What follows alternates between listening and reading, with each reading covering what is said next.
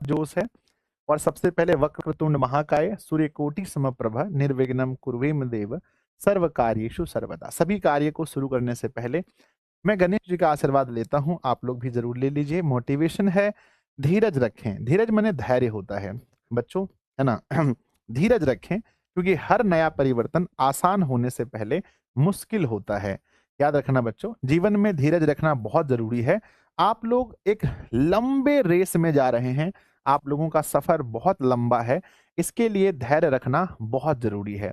एक बार comment box में बताएंगे आप सभी बच्चों का क्लास 10th में ड्रीम कितना है। तो सभी बच्चों का ड्रीम होना चाहिए क्लास 10th में 450 प्लस का। और मैथ एक ऐसा सब्जेक्ट है जहां पर अगर आप अच्छे से क्वेश्चन सॉल्व करते हैं तो एक नंबर भी आपका नहीं कटता है। तो मैथ में 100 आउट ऑफ 100 और ओवरऑल आपकी जो मार्कशीट है उसमें 450 प्लस मार्क्स आने चाहिए। अगर आप स्टेट टॉपर बनना चाहते हैं तो आपको कितने मार्क्स लाने पड़ेंगे बोर्ड एग्जाम में। अगर आप एक स्टेट टॉपर बनना चाहते हैं तो 475 प्लस अंक होना चाहिए, तब आप बनते हैं बिहार टॉपर। आपका रैंक 1 से लेकर 10 के अंदर होगा। अगर आप बिहार टॉपर बनना चाहते हैं तो आपको 475 अंक चाहिए और मेरे बच्चे अप्रोक्स 489 प्लस अंक चाहिए रैंक 1 लाने के लिए पूरे बिहार में। अगर आप ये सपना देखते हैं कि मुझे रैंक 1 लेकर आना है तो आज से ही अपनी पढ़ाई में जुड़ जाइए, रात दिन एक कर दीजिए। खैर चलिए हम लोग शुरू करते हैं। अब मेन चीज ये अपना बैच है। नए बच्चों को मैं बता देना चाहता हूं, जब भी आप एप्लीकेशन पर जाएं तो बैच का नाम जरूर ध्यान से पढ़ें, 10th न्यू बैच 2027 ड्रीम 450। एक बैच के अंदर आपको लाइव भी मिलता है जो मैं इस साल पढ़ाऊंगा 2027। पिछले साल पढ़ाया हुआ रिकॉर्डेड आपको मिल जाता है, अधिकांश टॉपर बच्चे रिकॉर्डेड भी पढ़ते हैं। क्रैश कोर्स इसमें आपको फ्री है, अलग से नहीं परचेज करना है। एग्जाम सीरीज, नोट्स, टेस्ट सब कुछ इसके अंदर आपको मिलेगा। विषय है आपका math, science, SST, Hindi, Sanskrit, English, non Hindi, Urdu, Maithili. ये सब कुछ मिलता है आपको कितने रुपए में एक बार बता सकते हैं तो प्लीज आप मुझे बता दीजिए। सिर्फ और सिर्फ 799 रुपए में आप एडमिशन लेकर, वन टाइम एडमिशन है, आपको दोबारा नहीं देना है। और ये एक महीने का फीस नहीं है, ये फीस कितने दिनों का है? ऋतिक जल्दी बताओ। सनोज कुमार जी, राकेश कुमार, रोहित कुमार, लड्डू कुमार, बताइए ये जो फीस है एक महीने का फीस है या पूरे क्लास 10th का फीस है? तो सर पूरे एक साल का फीस है बच्चों, याद रखना। आइए रूटीन ये है, लेकिन रूटीन में थोड़ा सा बदलाव देखने को मिलेगा बच्चों। इसलिए देखने को मिलेगा कि मैं कुछ आप लोगों के लिए स्पेशल सोच रहा हूं। ये सोच रहा हूं कि मेरी क्लास शुरू से ही अधिक से अधिक मेरी क्लास हो ताकि आप लोग का सिलेबस पूरा हो सके। तो 7 बजे का जो सुबह का टाइम था बच्चों एसएसटी का, इस टाइम को हमने 4 PM कर दिया है। किसी को पता चला ये बात कि एसएसटी अब डेली आपका 7 बजे चलेगा?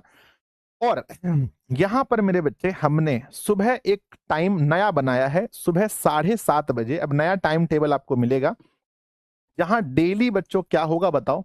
डेली हम सोच रहे हैं कि सुबह आपको क्या पढ़ाएं, एक बार बता दो सभी लोग। सुबह हम क्या पढ़ाएं? सुबह हम सोच रहे हैं कि डेली आपको मैथ्स पढ़ाएं ताकि आप लोगों के मैथ्स का सिलेबस बच्चों टाइम से खत्म हो सके। तो मैंने एक ये इनिशिएटिव बच्चों, एक नया मैंने सोचा है कि डेली आप लोग को मैं सुबह 7:30 बजे मैथ्स पढ़ा दूं, है ना। 4 बजे आपका एसएसटी हो। बाकी बच्चों एक टाइम में आपको हम डेली साइंस पढ़ाएं और एक टाइम में हिंदी और संस्कृत को हम बांट दें। यानी सिलेबस कैसे जल्दी खत्म हो, टाइम पर कैसे खत्म हो, इसके लिए मैंने सोचा है। जिनको जिनको ये मेरा छोटा सा प्रयास अच्छा लगा, आप लोग प्यारा सा दिल भेजना कि गुरुजी मुझे तो बड़ा अच्छा लगा। खैर चलिए अब हम लोग चैप्टर को शुरू करते हैं। बहुत सारी बातें हो गई, बहुत सारी बातें हो गई। चलिए तो सबसे पहला आप लोगों का फर्स्ट क्वेश्चन का मैं जवाब देता हूं कि आखिर ट्रिगो क्यों बच्चों, है ना। मन में आता होगा ना ट्रिगो क्यों। बच्चों देखो, सबसे पहली बात कि ये ट्रिगो चैप्टर ही क्यों, इसका सबसे पहला आंसर है ये पूरे बुक का सबसे हाई वेटेज चैप्टर है। हाई वेटेज का अर्थ ये होता है कि आपके बुक में कितने चैप्टर हैं? 15। 15 चैप्टर में सबसे इंपॉर्टेंट अगर आपसे कोई पूछे कि गुरुजी बताओ सबसे इंपॉर्टेंट चैप्टर कौन सा है, क्योंकि मुझे पता है कि शुरू शुरू में बच्चे पढ़ने में बहुत ज्यादा कंसस होते हैं। स्टार्टिंग में बच्चे पढ़ने में पूरा 100% देते हैं, उनकी एनर्जी एकदम हाई लेवल पर होती है। तो मुझे लगता है कि शुरू में ही मस्त चैप्टर जो है इंपॉर्टेंट चैप्टर जो है उसको पढ़ा के हटा दिया जाए। बोलो यस और नो। है ना। तो पहला कारण तो ये सबसे महत्वपूर्ण चैप्टर है, इसलिए मैंने इसको स्टार्ट किया। दूसरा कारण अगर आप मुझसे जानना चाहेंगे तो ये चैप्टर हमें क्लास 11th में भी पढ़ना है, जहां पर बच्चों जहां हम लोग इसे त्रिकोणमितीय फलन के नाम से जानते हैं। है ना मेरे बच्चे, त्रिकोणमितीय फलन, है ना। यानी कि ट्रिगोनोमेट्रिक फंक्शन के नाम से जानते हैं। क्लास 12th में भी हम इस चैप्टर को पढ़ते हैं, जिसको हम लोग इनवर्स ट्रिगोनोमेट्रिक फंक्शन के नाम से इस चैप्टर को जानते हैं। तो दूसरा कारण यह है कि हम इसे क्लास 11th में भी पढ़ना है, क्लास 12th में भी इस चैप्टर को पढ़ना है, इसीलिए यह चैप्टर बहुत बहुत महत्वपूर्ण हो जाता है। तो इन सभी कारणों से मैंने इस चैप्टर को पहले शुरू किया। अगर बात को समझ गए तो सब लोग यस लिख कर भेजेंगे कि संजय सर हम लोग इस छोटी सी बात को समझ गए हैं। सब लोग यस यस करेंगे। अरे भैया जल्दी यस कर दो, दोस्तों में शेयर कर दो। 6000 से कम बच्चे जुड़ेंगे तो मैं कैसे पढ़ाऊंगा, बताओ ना, मैं कैसे पढ़ाऊंगा। Yes yes yes yes yes सब लोग लिख रहे हैं। हाँ भाई बहुत सुंदर। चलो भैया तो अब सेशन को शुरू करते हैं। आइए बच्चों चैप्टर को देखते हैं। सबसे पहले मैं थोड़ा सा बेसिक अपने बच्चों से कुछ पूछना चाहता हूं, थोड़ा सा बताइएगा।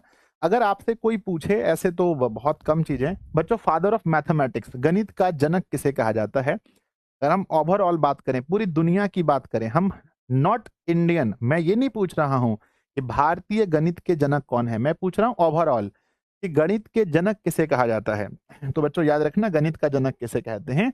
ये बच्चों एक मतलब ना फादर ऑफ मैथमेटिक्स, या बच्चों फादर ऑफ मैथ्स किसको बोलते हैं, गणित का जनक किसे कहा जाता है? एक बच्चा कह रहा है आर्यभट्ट साहब को, बिल्कुल गलत है बच्चों।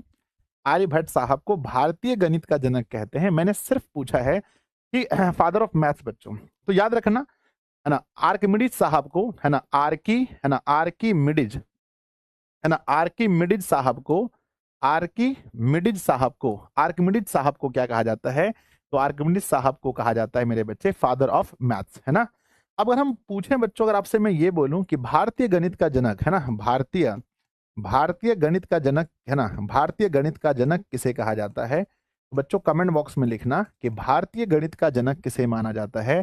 तो भारतीय गणित का जनक आर्यभट्ट साहब को माना जाता है, ये आप याद रख लेना, है ना, आर्यभट्ट साहब को माना जाता है।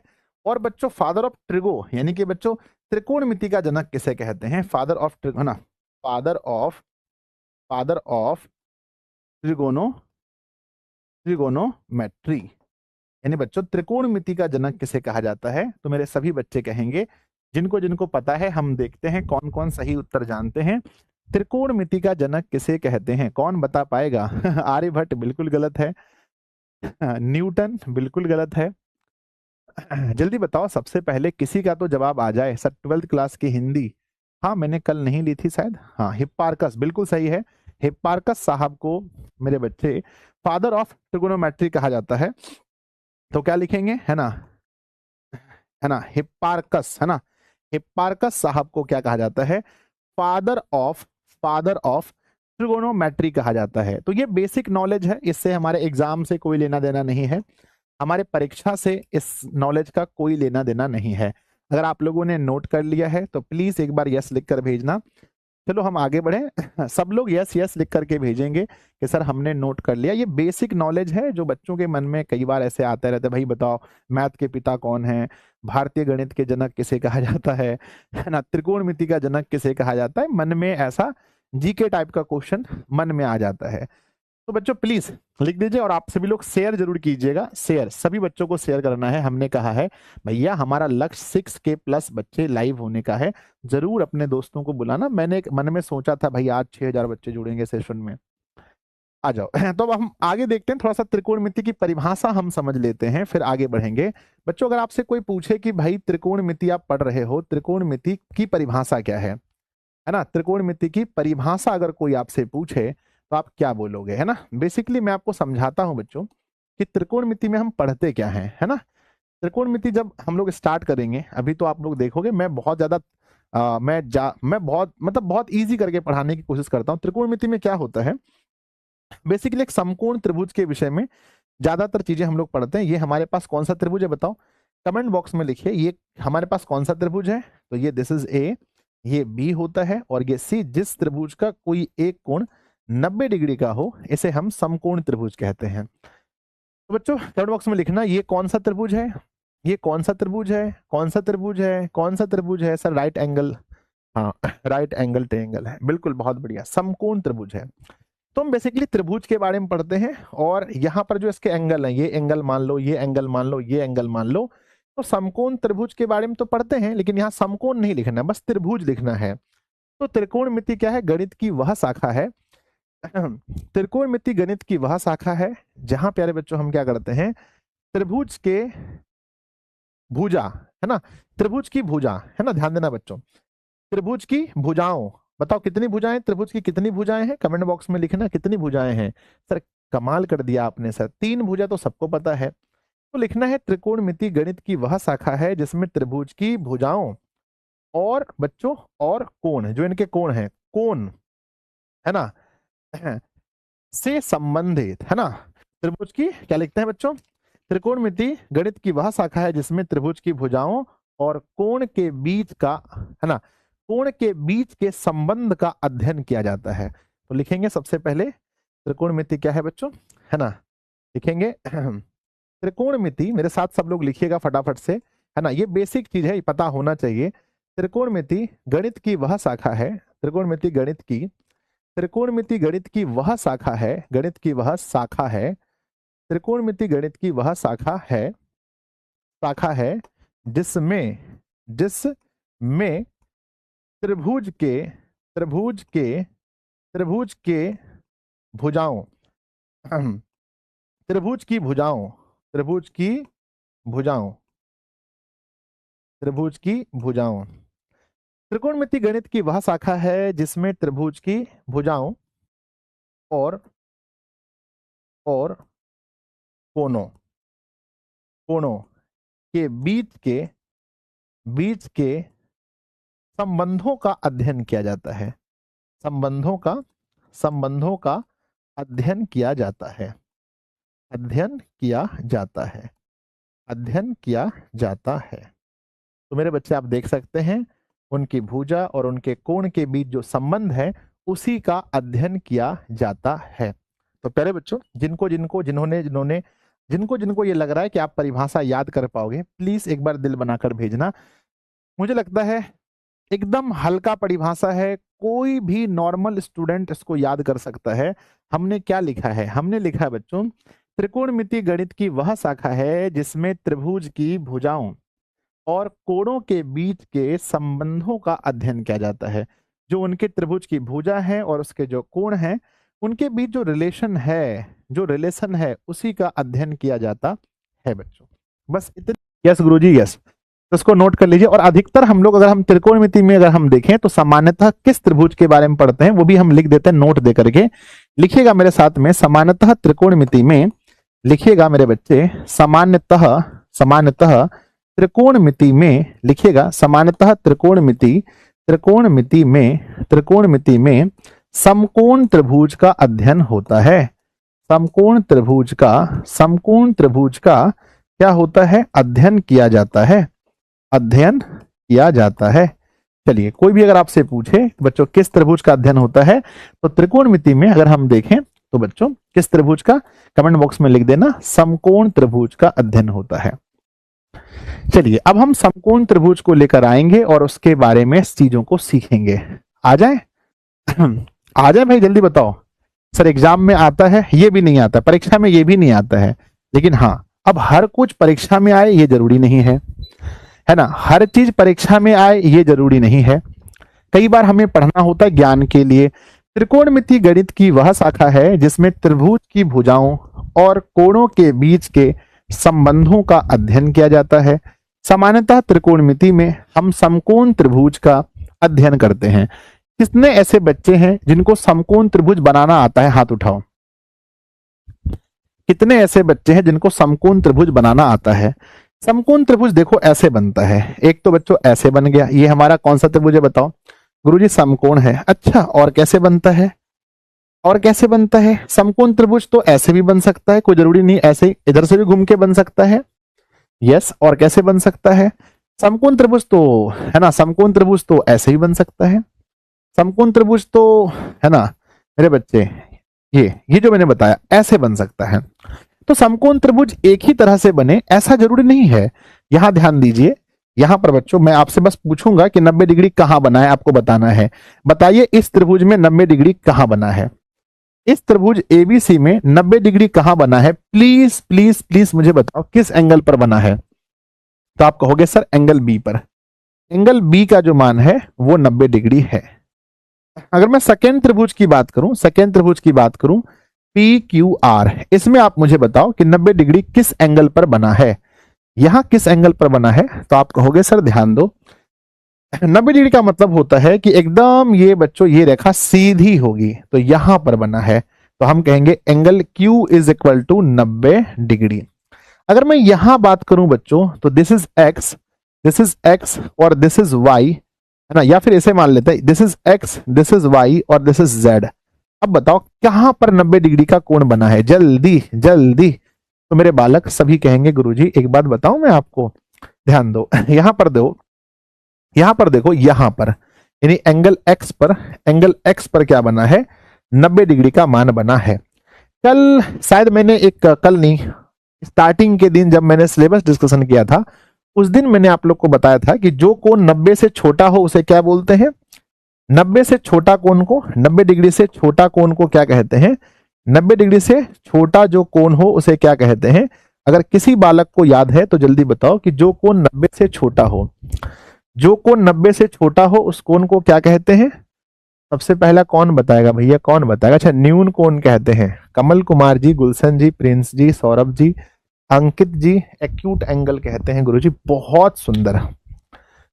तो मेरे बालक जो 90 से छोटा हो उसे न्यून कोण कहते हैं। अच्छा एक बात बताओ, है ना, एक बात मुझे बताओ, इसे हम क्या कहते हैं, न्यून कोण कहते हैं। एक बात आप मुझे बताइए कि क्या अब कोई और एंगल 90 डिग्री हो सकता है, यस और नो। अगर ये 90 हो गया और आपको पता है त्रिभुज के तीनों कोणों का योग 180 होता है, यानी angle A, angle B, angle C सबको जोड़ने से 180 होता है, और ये बेचारा अकेला 90 हो गया, तो क्या इसमें से कोई और 90 होगा। नहीं sir, no sir, no sir, सब लोग लिख रहे हैं नो सर, नो सर। जब कोई और 90 नहीं होगा तो जो दोनों एंगल बचा है उस कोण को हम क्या बोलेंगे। जब 90 होगा ही नहीं, दोनों 90 से छोटा होगा, तो जो शेष दो एंगल बच चुके हैं बालक, इन दोनों एंगल को यानी ये वाले एंगल को और ये वाले एंगल को क्या कहेंगे, प्लीज मुझे कोई बताओ, कोई मुझे बताओ इन दोनों एंगल को क्या बोलेंगे। संजय सर आप भी कमाल करते हो, इसे हम न्यून कोण कहेंगे सर, क्योंकि ये 90 से छोटा है, ये दोनों एंगल 90 नहीं हो सकता, इसीलिए हम इन्हें न्यून कोण कहेंगे, हम इसे न्यून कोण कहेंगे। बच्चों एक चीज और याद रखना, ये दोनों एंगल जो है ये एक दूसरे के क्या होंगे बताओ, ये इतना दूर तक आप लोग नहीं सोच पाए होंगे, बताओ ये दोनों एंगल जो है एक दूसरे के क्या होंगे, P और R क्या होंगे एक दूसरे के। सर आपने ये बताया था कि जब अगर मान के चलो P और R, क्योंकि त्रिभुज के तीनों कोणों का योग 180 होता है, त्रिभुज के तीनों कोणों का योग 180 होता है, ये बेचारा अपने आप में 90 है, अर्थात हमारा ये दोनों एंगल मिलकर कितना होगा, कोई मुझे बताओ ये दोनों मिलकर कितना होगा। सर ये दोनों मिलकर तो 90 होगा, और मैंने आपको बताया था कि जब दो कोण आपस में मिलकर 90 डिग्री होते हैं तो वे एक दूसरे के पूरक कहलाते हैं। तो ये भी याद रखना है कि समकोण त्रिभुज में जो शेष दो कोण होते हैं वो एक दूसरे के क्या होते हैं, बोलो बोलो बोलो बोलो वो एक दूसरे के पूरक होते हैं, वे एक दूसरे के क्या होते हैं, पूरक होते हैं। इस बात को, इतनी छोटी सी बात को अगर मेरे बच्चे याद रख पाओगे तो प्लीज एक बार दिल भेजना। और हाँ मैं एक बार फिर से कहूंगा, अपने सारे दोस्तों में एक बार सेशन को शेयर जरूर कीजिएगा सभी बच्चे, और सेशन को एक बार पसंद कर लीजिएगा, अगर आप लोगों को अच्छा लग रहा हो तो सभी बच्चे फटाफट से कर देना। चलिए, क्योंकि मैं आखिरी बार कह रहा हूं भाई, कल से तो आपकी क्लास ऐप पे होगी तो वहां ये सब नहीं होता है, शेयर तेयर नहीं होता, यही होता है। चलिए आगे बढ़ते हैं नेक्स्ट। अब हम आपको समकोण त्रिभुज से मिलवाते हैं। आइए बच्चों आप मिलिए समकोण त्रिभुज से। समकोण त्रिभुज से मिलना, देखना थोड़ा गुस्सा करता है, आराम आराम से मिलना, हड़बड़ मत करना। आप लोग मिलोगे, यस मिलते हैं। ये रहा आपका समकोण त्रिभुज। अगर ये एक समकोण त्रिभुज है और यहाँ ए है और यहाँ बी है और यहाँ सी है, और अगर यहां पर 90 डिग्री का कोण बनता है तो मेरे प्यारे बच्चों अब बताओ 90 के सामने वाली जो भुजा होती है इस भुजा को हम क्या कहते हैं? 90 के सामने वाली भुजा को क्या कहते हैं बताओ जल्दी जल्दी। 90 के सामने वाली भुजा को हम क्या कहते हैं? कहते हैं सर 90 डिग्री जहां बनता है उसके सामने वाली भुजा को हम कहते हैं कर्ण। क्या बोलते हैं? कर्ण कहते हैं मेरे बच्चे, कर्ण कहते हैं। यानी इसको अंग्रेजी में हाइपो है ना, हाइपो है ना, हाइपोटेनियस कहते हैं ना, हाइपोटेनियस, हाइपोटेनियस बच्चों। अगर स्पेलिंग मिला लेते हैं कहीं मिस्टेक नहीं, हाइपो टीईएन है ना हाइपोटेनियस या हाइपोटेनस बच्चों ना, पता नहीं यहां पर लिखा ही नहीं रहा है। हे भगवान क्या हो गया बोर्ड में? हाइपोटेनस ठीक है ना, NUSE माफ कीजिएगा, हाइपोटेनस हो गया ना मेरे बच्चे। इसके बाद अगर हम बात करें तो ये जो भुजा है एक ही भुजा तय होता है ना, बस एक भुजा तय होता है। क्या बाकी दोनों भुजा तय है? यस और नो। क्या हम इस भुजा को अपने ही मन से, क्या हम इस भुजा को अपने ही मन से लंब कह सकते हैं? क्या हम इस भुजा को अपने ही मन से आधार कह सकते हैं? या मान लो क्या हम इस भुजा को आधार कह सकते हैं और हम इस भुजा को लंब कह सकते हैं? यस और नो। क्या हम अपने मन से ऐसा कह सकते हैं? नहीं बच्चों, कभी भी हम ऐसा नहीं कह सकते हैं। ये डिपेंड करता है कि जिस एंगल को बोला जाए एंगल के अनुसार बच्चों ये तय होता है, एंगल के अनुसार ये तय होता है।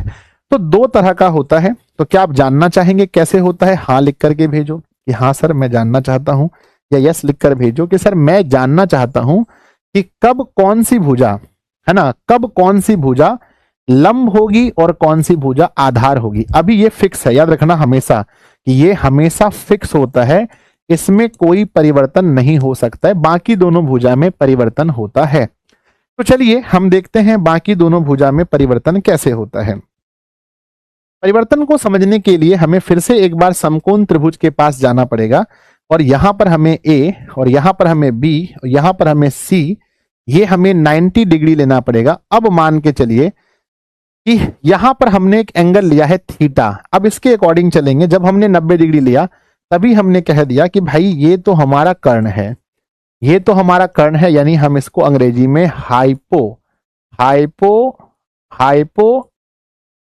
हाइपोटेनस कहते हैं। अब एक बात बताओ, जब हमने यहां पर थीटा लिया तो थीटा के जस्ट सामने वाली भुजा को क्या कहते हैं? थीटा के जस्ट सामने वाली भुजा को, थीटा के जस्ट सामने वाली भुजा को क्या कहते हैं? कोई बता पाएगा? थीटा के जस्ट सामने वाली भुजा को क्या कहते हैं? जल्दी बोलो जल्दी बोलो। सर हम इसे परपेंडिकुलर या लंब कहते हैं। वाह, इसलिए तो मैं कहता हूं आप लोग सबसे अलग हो, आप लोग सबसे अलग हो। इसे हम लोग हिंदी में बच्चों लंब कहते हैं, हिंदी में लंब कहते हैं, अंग्रेजी में परपेंडी है ना, परपेंडिकुलर कहते हैं। समझ गए ना? अब बच्चों जब हमारा हाइपोटेनस पता चल जाए, कर्ण पता चल जाए, हमारा लंब पता चल जाए, तो जो शेष भुजा है हम इस भुजा को क्या कहेंगे? जो शेष भुजा है हम इस भुजा को आधार कहते हैं। अंग्रेजी वाले इसे BASE बेस कहते हैं। तो प्यारे बच्चों अब ये तय हो गया है ना, थीटा के अनुसार ये होगा। मेरे जितने बच्चों को समझ में आया